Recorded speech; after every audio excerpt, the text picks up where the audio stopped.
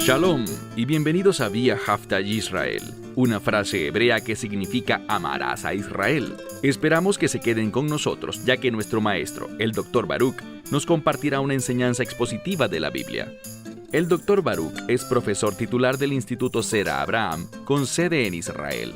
Aunque todos los cursos en el instituto se imparten en hebreo, el Dr. Baruch se complace en compartir esta enseñanza en inglés con doblaje al español. Para más información, visítenos en amarasaisrael.org o descargue nuestra aplicación móvil Mi Estudio Bíblico. Aquí está Baruch y la lección de hoy. La palabra de Dios siempre produce un cambio en la vida de una persona.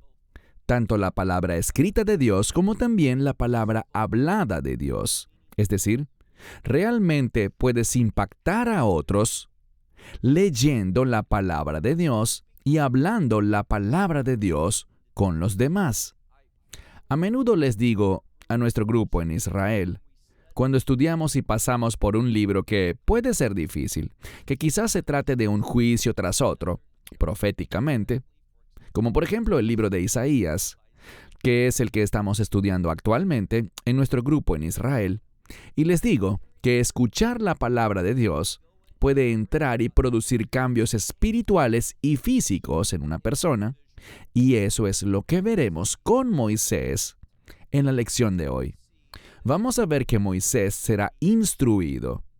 Su esposa le enseñará qué es la fidelidad, qué es el amor, de qué se trata un compromiso que está basado en una relación de pacto. Realmente vamos a ver que las esposas son una bendición para sus esposos. Y una lección para aprender de este pasaje es que sin una esposa es difícil para un hombre hacer el trabajo y convertirse en la persona que Dios le ha llamado a ser. Dicho esto, ve conmigo a Éxodo capítulo 4 y vamos a comenzar en el versículo 18. Libro de Éxodo, capítulo 4, iniciando en el verso 18. Y Moisés fue y regresó con Yetur. Tu Biblia probablemente diga Yetro o Jetro, de él es exactamente de quien estamos hablando porque dice su suegro. Pero aquí en hebreo tenemos este nombre escrito de una forma algo distinta a lo acostumbrado. Aparece como Yetur y proviene de una palabra que significa algo adicional, algo más, algo que va más allá de lo esperado. Y lo que descubrimos aquí es que a través de este hombre y de su hija, quien se casó con Moisés, estoy hablando de Séfora, vamos a ver que Moisés recibió más de lo que jamás habría adquirido por sí mismo. Esto nos dice que las esposas realmente agregan valor a su esposo. El que haya esposa ha encontrado algo bueno. Así que, mira de nuevo, verso 18, y Moisés fue, y esto es por obediencia basada en el llamado que Dios ha puesto sobre él, y regresó con Yetur, es decir, con Yetro o Jetro, su suegro, y le dijo, iré yo, por favor, y regresaré a mis hermanos que están en Egipto. Esto se basa en el mandamiento de Dios que estudiamos en las últimas semanas. El propósito de Dios para Moisés, que regrese a Egipto y, a través de su llamado, saque al pueblo de Egipto al desierto, donde puedan adorar a Dios y ser transformados, cambiados, para que puedan entrar a la tierra de Israel. Uno de esos cambios involucra una fe verdadera, confiar en Dios, entender que en última instancia dependemos de Dios para todas las cosas. Aquí, Moisés regresa con su suegro, y la implicación es que viene a informarle, e incluso casi que a pedir permiso, para regresar a Egipto, pues se estará llevando a su hija y a sus nietos a otro país. Así que dice, mira de nuevo, dice, yo regresaré, y usa la palabra na, que es un término de petición. Yo regresaré a mis hermanos, es decir, a sus hermanos, a los hebreos, que están en Egipto, y veré Haodam Jaim. Dios ha hablado, y por lo tanto, esta es una oración muy singular porque dice, yo veré, y la primera letra de esta palabra es un prefijo, lo pone en forma de pregunta. Yo veré, y la mayoría de las Biblias dicen sí, si mis hermanos, literalmente si ellos están vivos todavía. La implicación no expresa una duda, sino una confirmación. Dios ha hablado y ahora Él está siendo desafiado. Dios ha desafiado a Moisés a regresar y confirmar que lo que Él le ha dicho es verdad, que ellos no han sido destruidos. Recuerden, ese ha sido el objetivo del faraón, pero Dios ha vencido los propósitos y los planes del enemigo. Ellos todavía siguen vivos. Y en un sentido, están prosperando a pesar de este plan para exterminar a los niños varones y deshacerse lentamente de los hebreos. Están prosperando, son numerosos, son abundantes y todavía son fructíferos. Mira ahora la última parte del verso 18. Y Jetro dijo a Moisés, y aquí sí encontramos la palabra Jetro. Le dijo a Moisés, Lej le shalom, ve en paz. Y esta palabra paz es muy significativa. Es una palabra, como les he dicho antes, que se relaciona con cumplimiento. Shalom no es solamente paz, no es un mero saludo o una palabra de despedida. Es una palabra de aliento específicamente para que uno sea animado a cumplir la voluntad de Dios. Así que Jetro está hablando de manera muy profunda. Le está diciendo a Moisés, ve, pero no solo ve y regresa allí, sino ve con el propósito de cumplir la voluntad de Dios. Verso 19. Y el Señor dijo a Moisés en Madián, ve y regresa a Egipto, porque han muerto todos los que buscaban tú. Y noten que no solo dice vida, sino que dice nefesh. La palabra nefesh puede significar vida, pero usualmente es un término que se relaciona con un contexto espiritual. Así que aquellos que intentaban obstaculizar, detener, asesinar a Moisés para que su propósito de vida, su llamado, no se cumpliera, todas esas personas Dios se ha asegurado de que ya no existan, de que hayan muerto. Versículo 20. Y Moisés tomó a su esposa y a sus hijos y los montó sobre el asno, es decir, los hizo montar en el asno, y regresó a la tierra de Egipto. Y Moisés tomó et matei ha Elohim beyado. Moisés tomó, y esto es importante, porque esta matei, esta vara o bastón, es lo que Dios le dio a Moisés con el fin de hacer milagros. Y entiende algo. Esta vara viene con autoridad. Ella revela una verdad muy importante, y es que el poder que Dios nos ha dado, que los milagros que Él hace en general, tienen como fin que la gente se someta a la autoridad de Dios.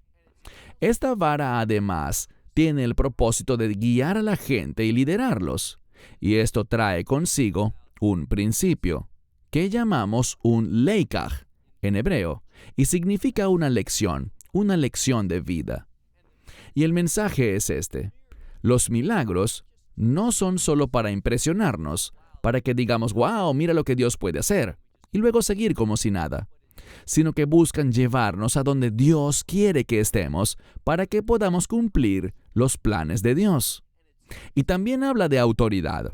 Aquel que realiza un milagro debería demostrar que está bajo autoridad, que su vida está sometida a esa autoridad.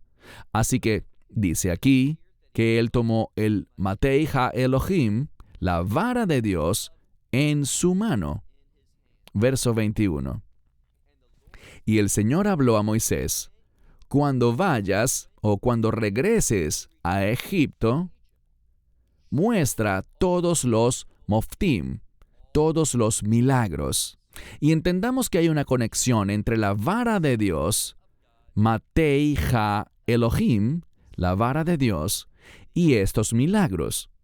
Aquí no vemos la palabra común para un acto milagroso, que normalmente es nes, o la palabra ot, que es un acto milagroso que solo Dios puede hacer, sino que es la palabra moftim.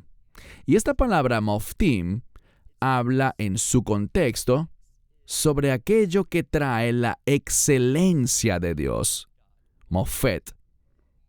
No está conectada gramaticalmente, ni por medio de su etimología, a la palabra Sión. La palabra Sión habla de la excelencia de Dios. Una tiene el propósito de establecerla, y la otra tiene que ver con su manifestación. Y todos vemos, basándonos en esta palabra mofet, que esto tiene que ver con establecer una realidad de reino. ¿Por qué esto es importante?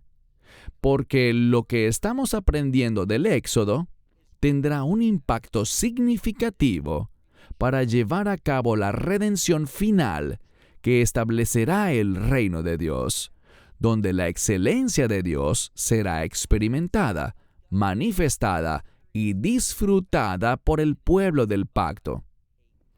Una vez más, él dice, versículo 21, el Señor habló a Moisés: cuando vayas y regreses a Egipto, muestra todos los milagros que he puesto en tu mano. En tu mano es otro modismo hebreo para autoridad. Manifiesta todas las señales que muestran la excelencia de Dios.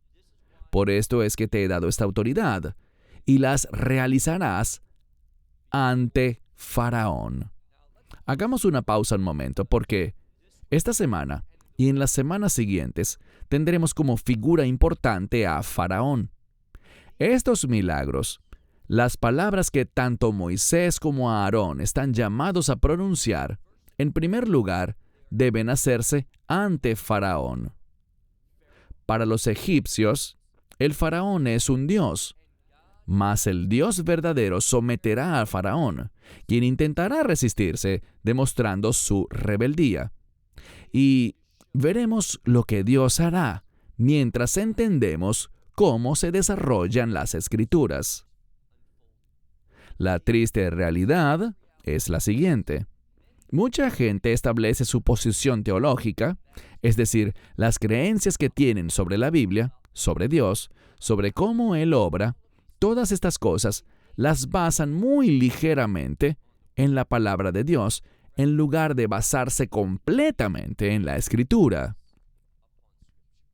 Debemos prestar atención a lo que dice la palabra de Dios, y esto tiene un gran nivel de importancia, porque dice que todos estos milagros que puse en tus manos, a través de esta vara, dice, muéstraselos todos a Faraón, y además los harás ante Faraón.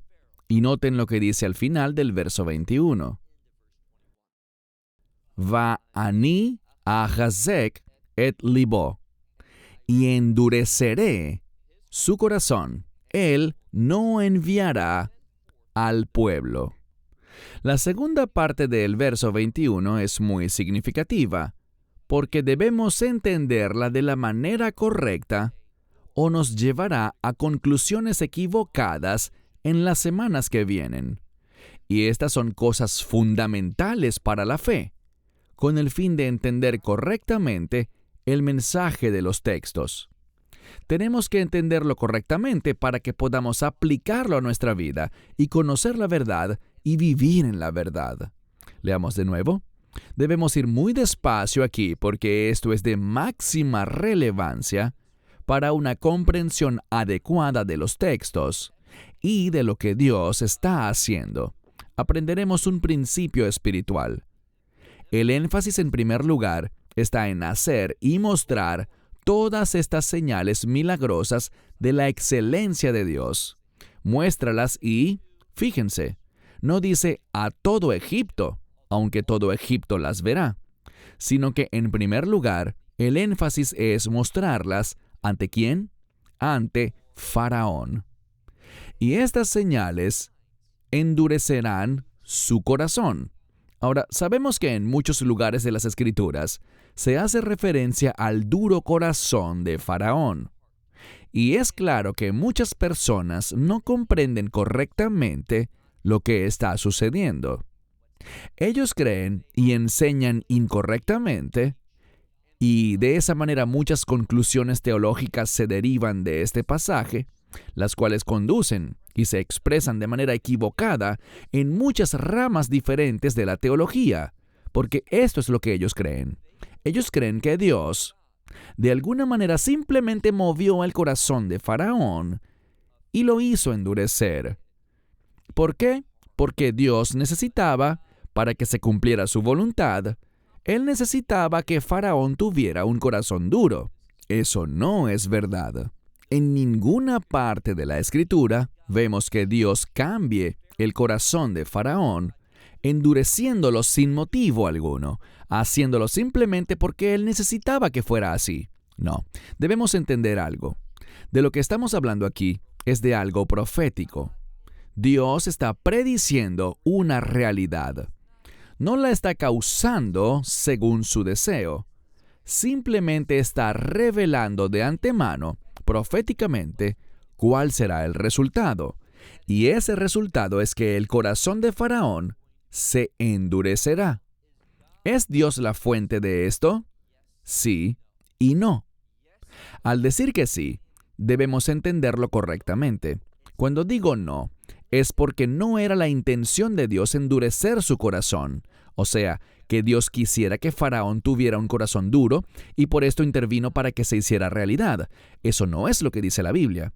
Mira cuidadosamente, dice: haz todas estas señales milagrosas, estos prodigios, hazlos ante Faraón. Y noten lo que dice. Es como resultado de que estas señales se hacen ante Faraón, que dice: y endureceré su corazón. La palabra aquí es la palabra chazak, que significa duro. Dios va a endurecer. En otros lugares dice fortalecer el corazón de Faraón. ¿Pero cómo lo hará? No de la nada, sino a través de estas señales. Hablaremos más al respecto en un momento. Pero presta mucha atención a las palabras que se usan. Muestra todas estas señales que he puesto en tus manos, y las harás delante del Faraón, y yo endureceré su corazón. Y noten que debido a ese corazón duro dice, Veilo y shalach et ha'a. Él no enviará al pueblo. Aquí hay otra palabra importante, es la palabra ishalach. Está en futuro. Y con frecuencia se traduce como que Él no dejará ir al pueblo. Pero hay una gran diferencia entre dejar que algo suceda y causarlo. Por ejemplo, permitir que alguien haga algo es pasivo. No tienes que hacer nada, no tienes que decir nada. Alguien simplemente comienza a moverse. Moisés le dice a los hijos de Israel: chicos, vengan conmigo, vámonos a la tierra prometida. Y la gente lo sigue y Faraón se queda tranquilo. Eso no es lo que Dios está diciendo aquí. No usa la palabra letet, sino que usa un término muy significativo. El término lishloach, que significa enviar. Es una palabra activa y no pasiva. Implica que Faraón debe estar de acuerdo y tiene que dar la orden para que el pueblo de Israel salga, que los hijos de Israel, los hebreos, salgan de Egipto. Esto es importante porque Dios está requiriendo que Faraón se someta, y este es el mensaje. Él no quiere, y se niega a hacerlo una y otra y otra y otra vez. Pero al final, Dios hará que Faraón se someta. No para la bendición de Faraón, porque al final se arrepiente y persigue a los hijos de Israel y, como todos saben, él perecerá en Yom Suf, en el mar de los juncos o el mar rojo. Así que en este pasaje vemos que Dios le está diciendo a Moisés, en cuanto a Faraón, que él tiene que enviar a su pueblo, no solo dejarlo ir, sino enviarlo. Pero él no querrá, sino que se rehusará a hacerlo. Pasemos al verso 22. Y le dirás a Faraón, así dijo el Señor. Tenemos dijo en pasado y no dice en presente, para demostrar la omnisciencia de Dios y que Él conoce todas las cosas. Él está hablando así porque aunque es una realidad a futuro, para Dios es como si ya hubiese sucedido. Él conoce todas las cosas, así que dice, así dijo el Señor, mi hijo primogénito es Israel. Un hijo primogénito de una manera especial es quien lleva a cabo los propósitos del Padre. Les daré un ejemplo. Muchas veces, si un hombre del Medio Oriente es dueño de su propio negocio, será su hijo primogénito, aunque puede que tenga muchos hijos, pero será el primogénito quien asumirá el liderazgo del negocio familiar. Recuerdo una vez caminando por la ciudad vieja de Jerusalén, no en el barrio judío, sino en el barrio árabe.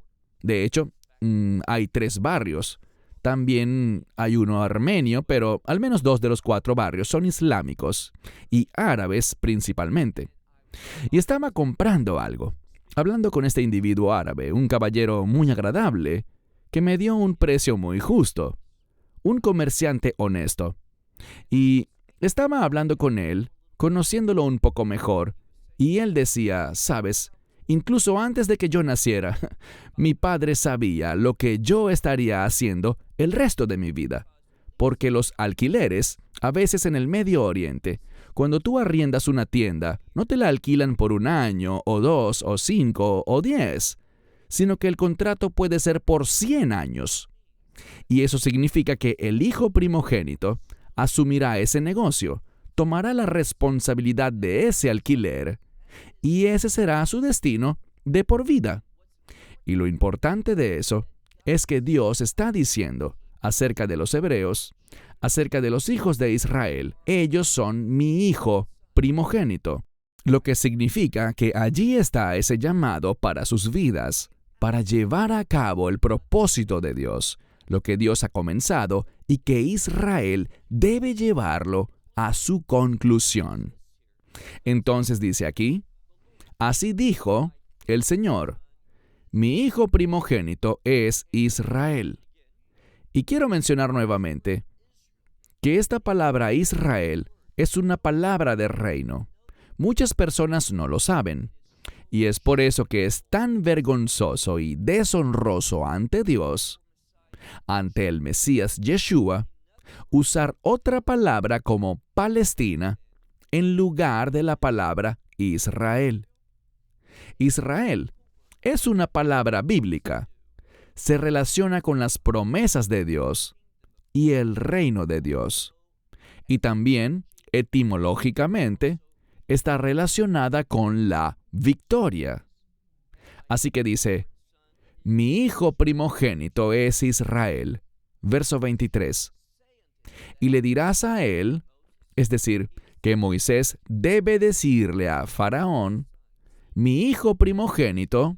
Verán, Faraón habría entendido este concepto de un primogénito y cuáles eran las implicaciones. Así que dice, dile a Faraón, mi hijo primogénito es Israel.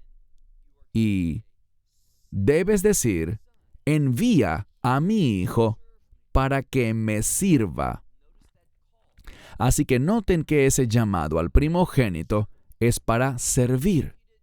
Entonces, incluso si él no conociera esta definición única, bíblicamente hablando, del término Bejor, primogénito, lo ves aquí.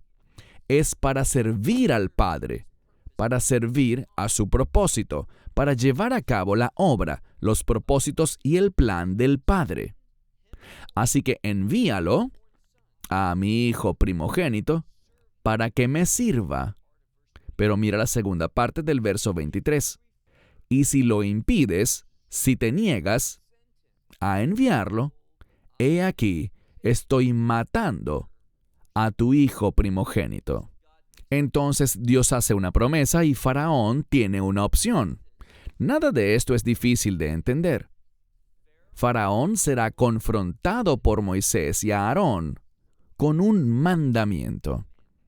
No es una sugerencia ni una solicitud, sino un mandamiento. Envía a mi hijo primogénito Israel. Israel, ese concepto también está conectado con la redención. Envíalos entonces para que me puedan servir. Y Dios ya ha advertido que Faraón lo rechazará. Y quiero que le digas, mira la última parte del verso 23, Dios le dice a Faraón, si te niegas a enviarlo, he aquí, yo, no dice mataré, sino que yo estoy matando a tu hijo primogénito.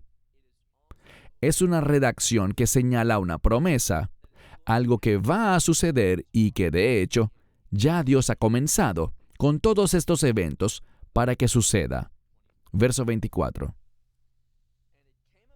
Y aconteció en el camino, así que aquí vemos que Moisés tiene sus instrucciones y ya está en camino.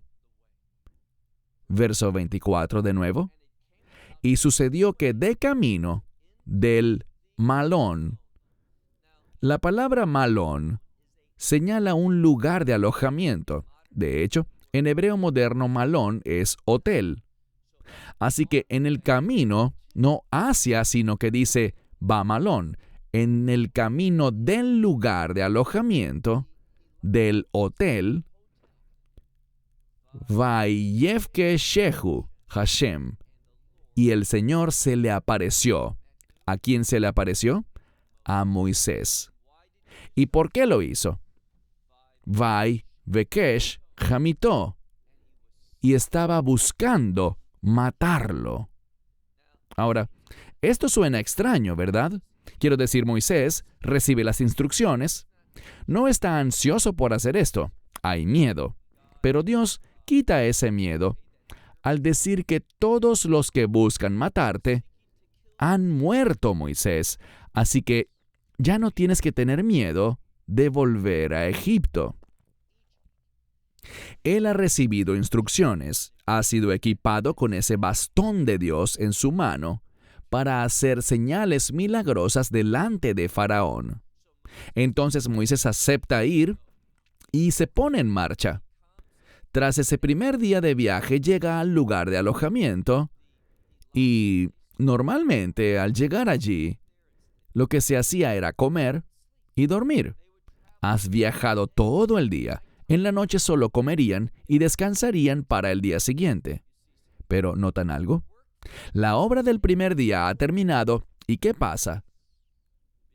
Moisés descuidó algo.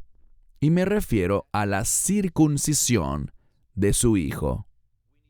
Hagamos una pausa para hablar un momento sobre la circuncisión. Recuerdo que hablaba con un grupo de pastores. Esto fue tal vez unos 8 o 9 años atrás. Y el pasaje que leíamos hablaba de la circuncisión. Y nunca olvidaré a este anciano pastor que habló delante de todos y dirigió sus comentarios a mí, diciendo, ¿sabes? La circuncisión es para la gente del Antiguo Testamento. Dijo, no necesitas hablar de eso, ya no tiene relevancia alguna. Es un pasaje que simplemente podemos obviar. Y recuerdo que quise responder a este líder anciano con el respeto que él merecía, pero dejando en claro que no podía estar de acuerdo con él. En primer lugar, está en el texto. Estábamos estudiando el Nuevo Testamento en ese momento, y ese pasaje estaba escrito en lo que estábamos leyendo. Y dije, este es un gran ejemplo, Señor, de una práctica del Antiguo Testamento que era un mandamiento de gran importancia en el pasado y que aún la seguía teniendo y la tendrá en el futuro. No podemos entender realmente lo que Dios está revelando en ese pasaje del Nuevo Testamento que yo estaba enseñando ante ese grupo de pastores, a menos de que entendamos correctamente lo que es la circuncisión. El mensaje sencillo de la circuncisión es la muerte de la carne. He enseñado muchas veces que en la circuncisión, tras remover el prepucio, la ley judía requiere que lo entierres, y enterrar algo está relacionado con la muerte. La circuncisión habla de la muerte de la carne, de esa naturaleza carnal, y tiene su raíz en el pacto con Abraham. Este anciano pastor la asociaba incorrectamente con la ley de Moisés. Y todavía puedo decirles que la ley de Moisés tiene gran relevancia para los creyentes del Nuevo Testamento. Pero aquí en este pasaje, solo quiero decir que Moisés estaba intentando servir al Señor, pero se había olvidado de la circuncisión. ¿Qué es la circuncisión? La muerte de la carne. Y aquí está el mensaje. Si estás tratando de servir a Dios mientras estás en la carne, sin tener una fe del Nuevo Testamento, un estatus de nuevo pacto ante Dios, no puedes hacerlo. Lo que vas a ministrar no será vida precisamente, sino que si estás operando en la carne, estarás ministrando muerte. Y por lo tanto, noten la declaración.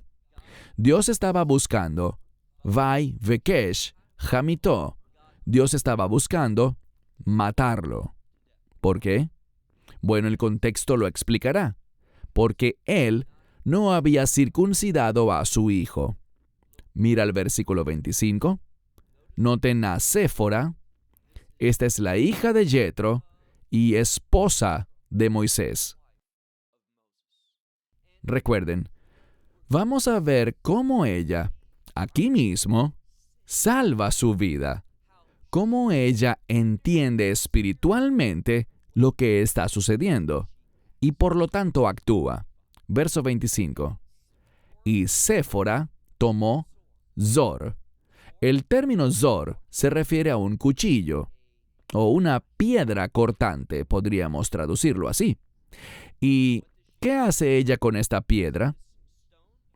Dice aquí, y ella cortó el prepucio de su hijo. La palabra aquí para cortar es una palabra importante porque también esta palabra likrot también se relaciona con hacer un pacto.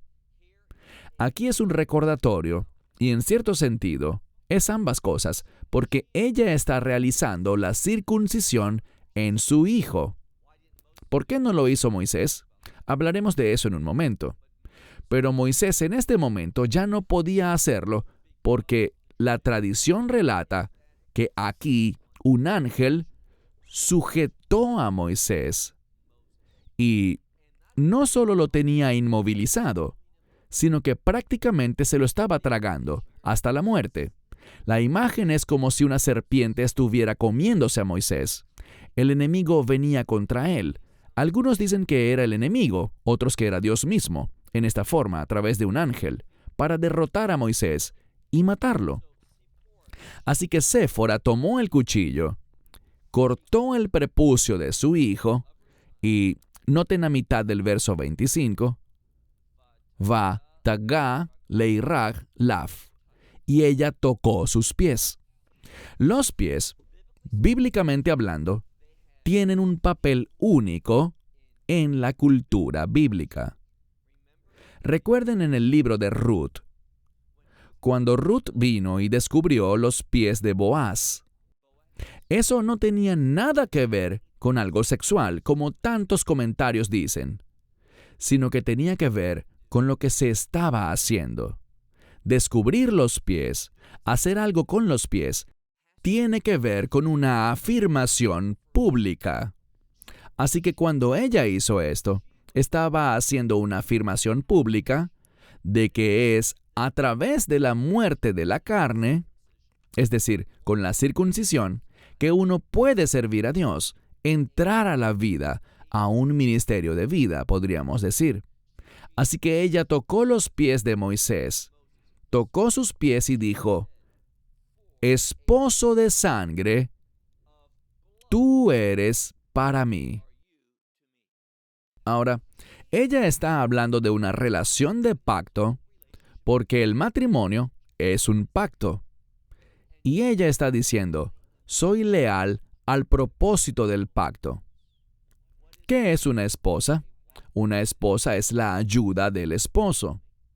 Y él debería atesorar ese regalo de Dios, sabiendo que Dios ha traído a una mujer a su vida para ser una bendición para él, y para que él cumpliera la voluntad de Dios, no sus deseos, sus anhelos y propósitos, sino los propósitos de Dios. Así que ella hace esta afirmación, esta declaración afirmativa, de que un esposo de sangre, no solo dom, sino dami, un esposo de sangre, tú eres para mí. ¿Y qué pasó? Apenas hizo eso, miren el verso 26, y fue liberado de él. Ahora, ¿quién es él? No lo sabemos. Según la tradición, se habla de un ángel que vino y estaba consumiendo a Moisés. Así que fue liberado de él, y luego ella dijo, nuevamente, un esposo de sangre para la circuncisión. Ahora, ¿por qué dijo para la circuncisión? La mulot, literalmente para circuncisiones. Es porque la circuncisión habla de la muerte de la carne para que el espíritu pueda cobrar vida, y el espíritu siempre está relacionado con el propósito de Dios y con el orden de Dios.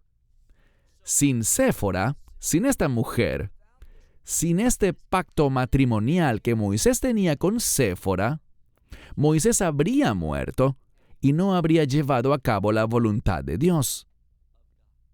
Esto nos muestra cuán seria es la voluntad de Dios. Si intentamos servirlo en la carne, eso traerá al enemigo, o al menos el castigo de Dios, sobre nosotros.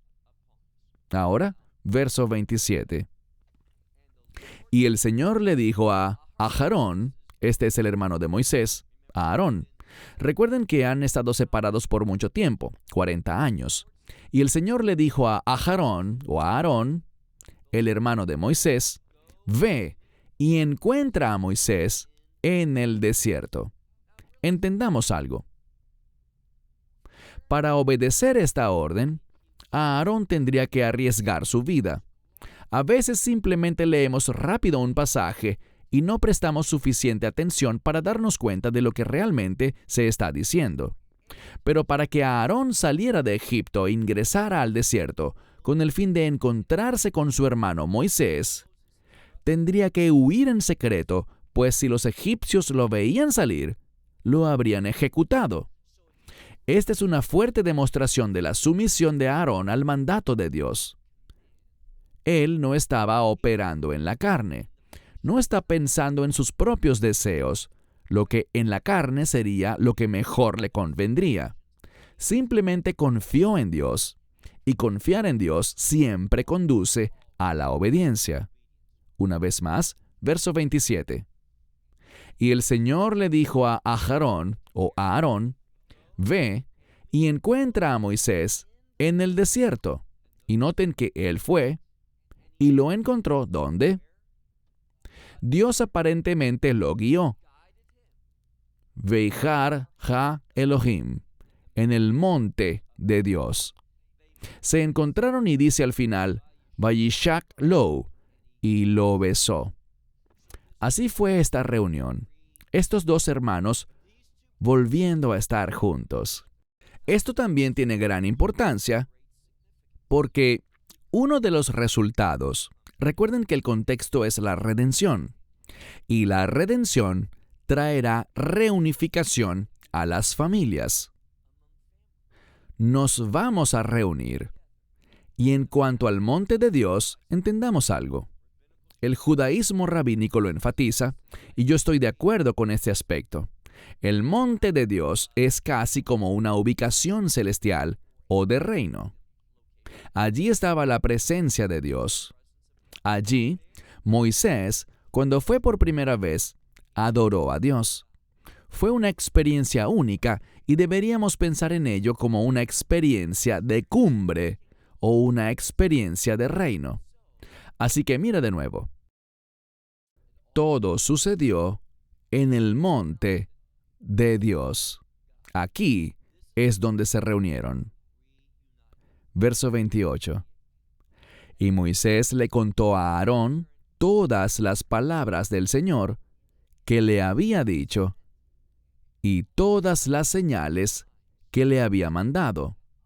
Hasta este momento no dice que las hizo, él las hará únicamente delante del pueblo. No delante de otros, sino delante del pueblo, de los hebreos, ni delante de los ancianos. Ellos las verán cuando el pueblo lo haga. Pero los ancianos, cuando se sometan a Moisés, a ese llamado que Dios ha puesto sobre él, lo harán por lo que oyeron, igual con Aarón. Aarón no vio ninguno de estos milagros. Vemos que Aarón solo oyó. ¿Y qué nos enseña esto? Que la fe viene por el oír. Verso 28. Y Moisés le contó a Aarón todas las palabras del Señor que le había enviado y todas las señales que le había mandado, o sea, lo que él va a hacer. Verso 29. Y Moisés y Aarón fueron y reunieron a todos los ancianos de los hijos de Israel. Este verso tiene gran importancia. Realmente tenemos que leerlo en hebreo para entender lo que nos quiere comunicar. Dice, Vailech, Moisés y Aarón. Vailech significa, y él fue. Pero esto no está bien. El sujeto es Moshe vei Aharón, Moisés y Aarón, por lo que el verbo debería estar en plural, pero está en singular. Cuando dice que reunieron, dice vayafu. Ellos lo hicieron. Está en plural. El hecho de que uno sea singular y el otro sea plural es para enseñarnos algo. Es para enseñarnos que fueron en unidad.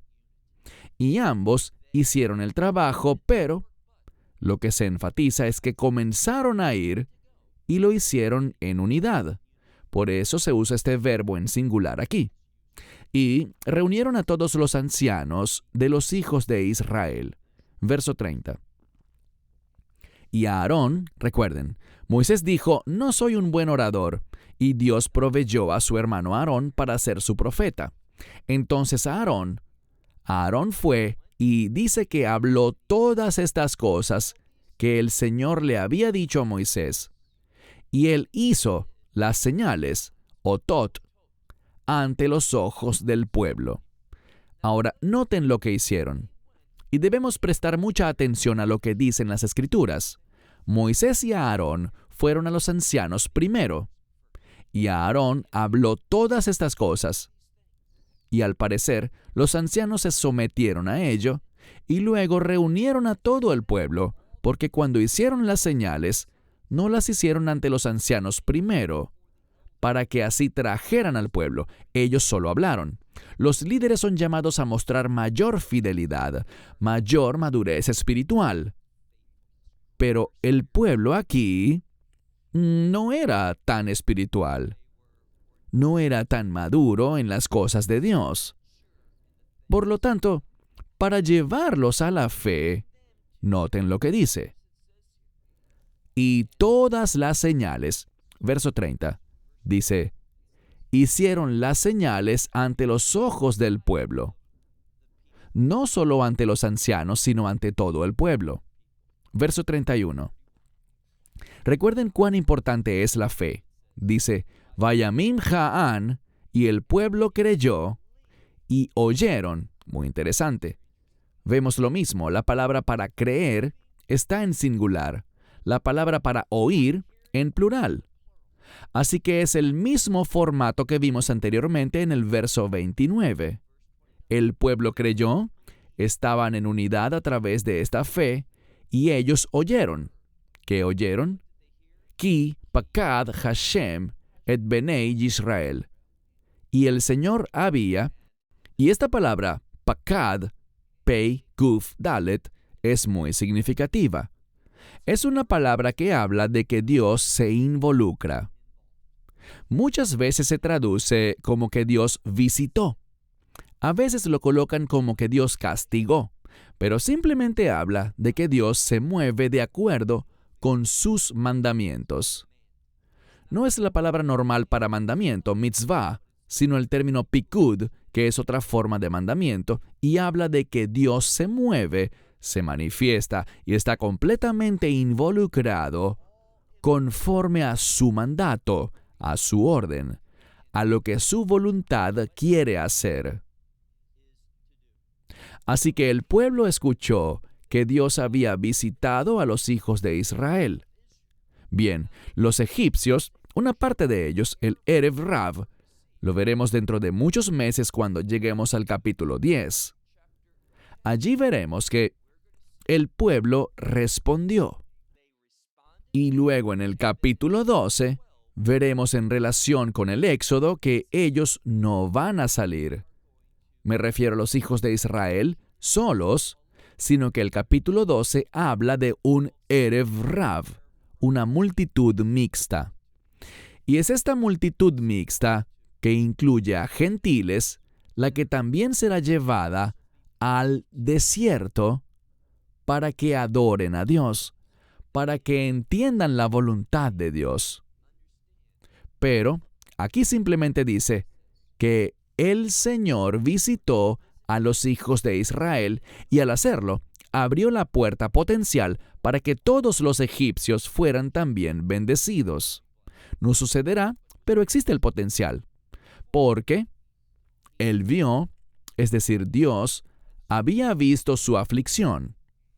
Y frente al hecho de que Dios notó su situación y que los iba a sacar, que Dios iba a lehadesh et habrib, a renovar su promesa de pacto, noten que dice, ¿y el pueblo qué hizo?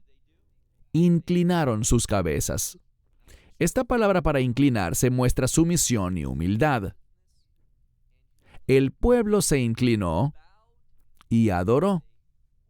Aprendan otro principio muy importante, y me refiero a que solamente a través de la humildad podremos realmente adorar a Dios. Las personas orgullosas, la gente arrogante, la gente autosuficiente, los que viven confiados en sí mismos, no pueden adorar a Dios. Esta frase es muy significativa, la que dice, Vai yikidu, vei yistahavu. Inclinaron sus cabezas y luego adoraron. Ahora, permítanme cerrar con esto. Es muy significativo que veamos que la humildad es necesaria para la adoración y que la adoración principalmente es lo que Dios busca de su pueblo, que nosotros le adoremos. Si queremos entender el llamado de Dios, si queremos entender cómo participar, si queremos hacer lo que Él quiere que hagamos y convertirnos en el pueblo que Él quiere que seamos y por el que el Mesías murió, todo tiene su base en que nosotros adoremos a Dios. Si no tomas en serio la adoración a Dios, no darás fruto en la medida que Dios quiere que des fruto. Cierro con esto hasta la próxima semana. Shalom, desde Israel. Shalom from Israel. Esperamos que te hayas edificado con el mensaje de hoy y lo compartas con otros. Te invitamos a seguir nuestros estudios cada semana por este canal y por el portal de YouTube de Amarás a Israel. También puedes descargar nuestra aplicación móvil gratuita Mi Estudio Bíblico. Finalmente, para obtener más información sobre nosotros, visita nuestra web amarasaisrael.org, donde encontrarás otras conferencias de Baruch en audio, video y texto. Hasta el próximo programa. Que el Señor te bendiga en Yeshua HaMashiach, Jesús el Mesías, mientras caminas con Él. Shalom desde Israel.